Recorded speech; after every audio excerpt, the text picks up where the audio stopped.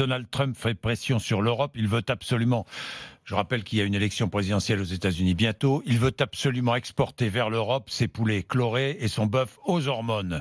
Que répondez-vous ce matin ?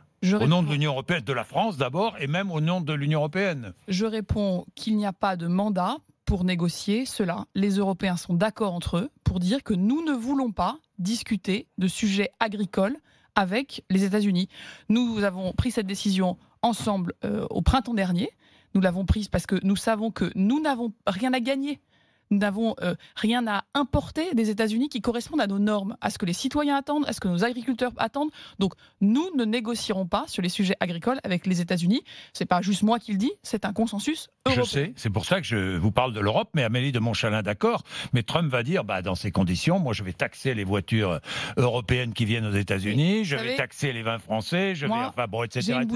C'est qu'on ne sacrifiera ni dans le cadre du Brexit, on va y revenir, ni dans le cadre de n'importe quel accord commercial, deux choses essentielles. La sécurité alimentaire, les intérêts agricoles, nos producteurs et le climat.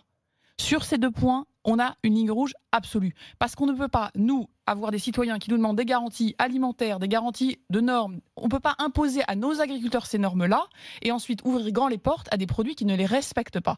Donc ça concerne tout ce qui a trait à l'agriculture et ça a trait à tout ce qui concerne le climat. C'est pour ça qu'on a toujours dit, et on le redira, que nous ne signerons pas des accords commerciaux avec des pays qui ne respectent pas l'accord de Paris.